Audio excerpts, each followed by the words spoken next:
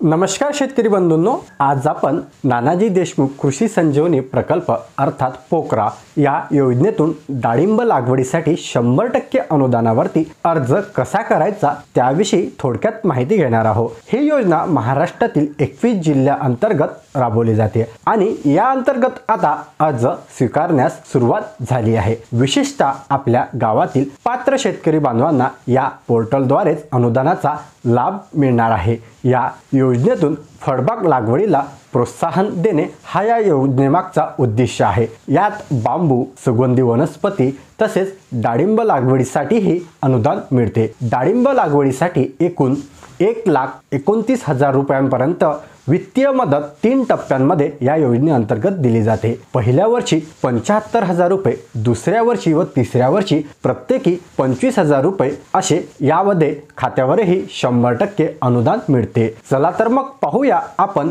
प्रत्यक्ष पोर्टलवरती अर्ज कसा करायचा। नमस्कार मित्रांनो, मी अंकुश कोंडेकर आणि स्वागत आहे तुमचे झटपट इन्फो या आपल्या YouTube चॅनलवरती। डाळिंब लागवड योजनेकरता अर्ज करण्याकरता तुम्हाला सर्वात अगोदर नानाजी देशमुख कृषी संजीवनी प्रकल्प 2.0 या वेबसाईटवरती यायचं आहे। या वेबसाईटचा ॲड्रेस तुम्हाला आपल्या व्हिडिओच्या डिस्क्रिप्शन मध्ये तसंच टेलिग्राम मध्ये आणि स्क्रीनवरती सुद्धा दिसत असेल। तर या वेबसाईटवरती आल्यानंतर तुम्हाला बरीचशी माहिती पाहायला मिळेल आणि इथे आल्यानंतर तुम्हाला एक लॉग इन करायचं ऑप्शन इथे दिसणार आहे, जिथे की तुम्हाला 2 प्रकारचे ऑप्शन दिसेल। ॲग्रीस्टॅक शेतकरी ID किंवा आधार या दोन्ही याने तुम्ही लॉग इन करू शकता आणि दुसरा आहे कृषी व्यवसाय। तर तुम्हाला आता शेतकरी म्हणून लॉग इन करायचं आहे, तर ॲग्रीस्टॅक शेतकरी ID यावरती क्लिक असायला पाहिजे। त्यानंतर तुमचा शेतकरी ID इथे भरायचा आहे आणि एक छोटंसं गणित असतं ते सोडून त्याचं उत्तर इथे द्यायचं आहे आणि सत्यापित करा या बटनवरती क्लिक करायचं आहे। सत्यापित करा या बटनवरती क्लिक केल्यानंतर तुमच्या रजिस्टर्ड मोबाईल नंबरवरती एक OTP जाईल,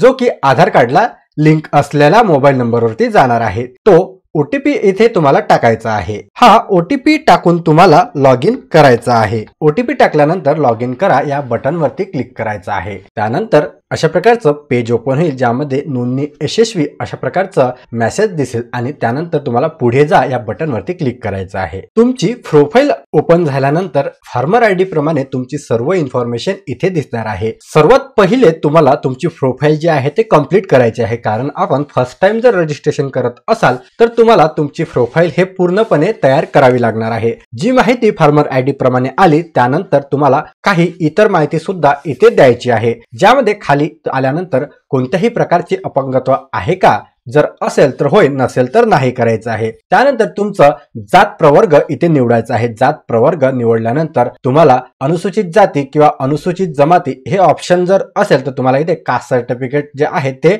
अपलोड करायचं आहे। इतर प्रवर्गातील व्यक्तींना कास्ट सर्टिफिकेट अपलोड करायची गरज नाही। जर तुम्ही अनुसूचित जाती किंवा अनुसूचित जमाती या प्रवर्गात येत असाल तर तुम्हाला कास्ट सर्टिफिकेट अपलोड करावे लागणार आहे। कास्ट सिलेक्ट केल्यानंतर कृपया प्रमाणपत्र अपलोड करा हे ऑप्शन दिसेल, तर चूज फाईल वरती क्लिक करून तुम्हाला हे प्रमाणपत्र जे आहे ते अपलोड करायचं आहे। त्यानंतर अपलोड करा या ऑप्शन वरती क्लिक करायचं आहे। तुमचं कास्ट सर्टिफिकेट अपलोड होऊन जाणार। त्यानंतर लाभार्थ्याच्या निवडलेल्या निकषाशी संबंधित इतर कोणतेही प्रमाणपत्र आहे का, तर घटस्फोटित किंवा विधवाचे प्रमाणपत्र असेल तर ते तुम्ही इथे टाकू शकता।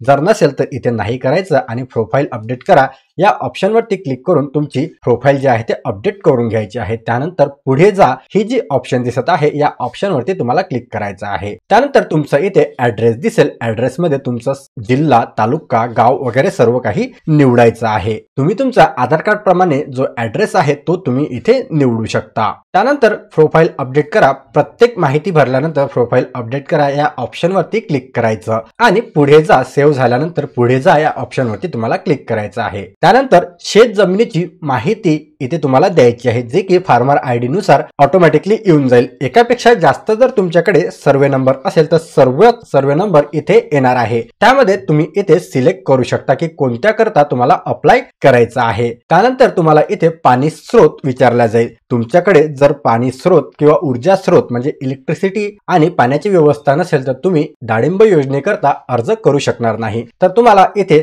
संपादित करा पाणी स्रोतच्या खाली एक ऑप्शन दिसेल, तर त्यावरती क्लिक करून तुम्हाला पाणी स्रोत उपलब्ध आहे का तो होय करायचा आहे आणि जर तुम्ही नसेल तुमच्या शेतामध्ये तर तुम्ही या योजनेमध्ये बसू शकणार नाही। त्यामध्ये पाणी स्रोत कशा प्रकारचा आहे ते सुद्धा तुम्हाला इथे मेन्शन करायचं आहे। विहीर आहे, कालवा आहे की अदर काही आहे ते तुम्ही इथे मेन्शन करू शकता। त्यानंतर ऊर्जा स्रोत उपलब्ध आहे का, तर होय करायचं आहे आणि यामध्ये तुम्हाला कोणतं ऊर्जा स्रोत तुमच्याकडे आहे ते तुम्ही इथे सिलेक्ट करायचं आहे। वीज कनेक्शन आहे, सौर ऊर्जा चलित पंप आहे किंवा डिझेल इंजिन पंप आहे, जे असेल ते तुम्हाला इथे निवडायचं आहे आणि सेव्ह या बटन वरती क्लिक करायचं आहे। जर तुमच्याकडे या दोनपैकी कोणतीही एक गोष्ट नसेल तर तुम्ही या योजनेकरता अर्ज करू शकणार नाही, हे तुम्हाला लक्षात ठेवायचं आहे। आता आपली प्रोफाइल जे आहे ते कंप्लीट झालेली आहे।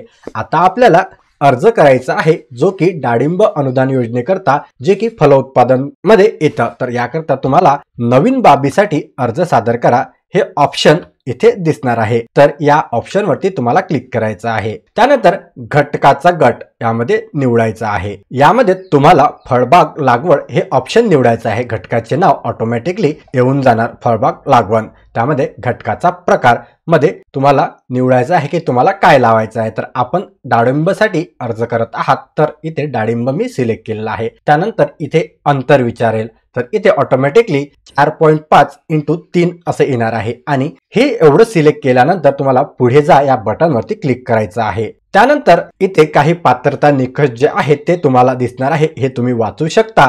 अगदी सोपे आणि सरळ पात्रता निकष आहे। 5 हेक्टरच्या कमी पर्यंत जमीन पाहिजे आणि सोबतच सिंचनाची सुविधा वगैरे पाहिजे, अशा प्रकारचे जे नियम आहे ते इथे दिलेले आहे। आणि जर तुम्हाला संयुक्त खातेदार असाल तर अर्जदाराचे संयुक्त खातेदार संमती पत्र इथे लागणार आहे। अनुसूचित जाती किंवा जमातीचे प्रवर्गातील असाल तर त्याप्रमाणेचे प्रमाणपत्र इथे लागणार आहे आणि तुम्ही दिव्यांग व्यक्ती असाल तर दिव्यांगाचे प्रमाणपत्र इथे लागणार आहे। तर हे काही निकष इथे दिलेले आहे। हे चेक केल्यानंतर पुढे जा या बटन वरती तुम्हाला क्लिक करायचं आहे। त्यानंतर तुमचा जो फॉर्म आहे तो इथे दिसणार आहे। यामध्ये तुम्हाला एकूण क्षेत्र दिसणार आहे आणि यामधून तुम्हाला किती क्षेत्राकरिता फळबाग लागवड करायची आहे ते सिलेक्ट करायचं आहे। जसे की माझं जे क्षेत्र आहे ते 1.24 आहे, तर मी 1.24 या क्षेत्राकरता फळबाग लागवड जे आहे ते करत आहे, म्हणजे त्याकरता अर्ज भरत आहे। तर तुम्हाला जेवढी करायची आहे तेवढं सुद्धा तुम्ही इथे भरू शकता। हेक्टर मध्ये तुमचं हेक्टर टाकायचं आहे आणि आर म्हणजे गुंठ्यामध्ये तुमचं गुंठा टाकायचं आहे। ही इन्फॉर्मेशन भरल्यानंतर तुम्हाला पुढे जा या ऑप्शन वरती क्लिक करायचं आहे। त्यानंतर तुमचा जो फॉर्म तुम्ही भरलेला आहे ते इन्फॉर्मेशन दिसेल, घटकाचा प्रकार आणि गाव वगैरे सर्व काही जमिनीचा तपशील वगैरे इथे दिसणार आहे। त्यानंतर अर्ज करण्यासाठी पुढे जा या बटन वरती क्लिक करायचं आहे। त्यानंतर एक हमीपत्र तुम्हाला इथे दिसणार आहे। हमीपत्र दिसल्यानंतर मी नमूद केलेल्या सर्व अटी व शर्ती मान्य करतो या बॉक्स वरती टिक करायचं आहे आणि पुढे जा या बटन वरती क्लिक करायचं आहे। यानंतर एक स्वयं घोषणापत्र दिसेल। तुम्हाला स्वयं घोषणापत्रामध्ये काही बाबी ज्या आहेत त्या सर्व बाबींच्या पुढे एक बॉक्स दिसेल, चेकबॉक्स। तर त्या चेकबॉक्स वरती सर्व चेकबॉक्स वरती तुम्हाला टिक करायचं आहे। सर्व चेकबॉक्स वरती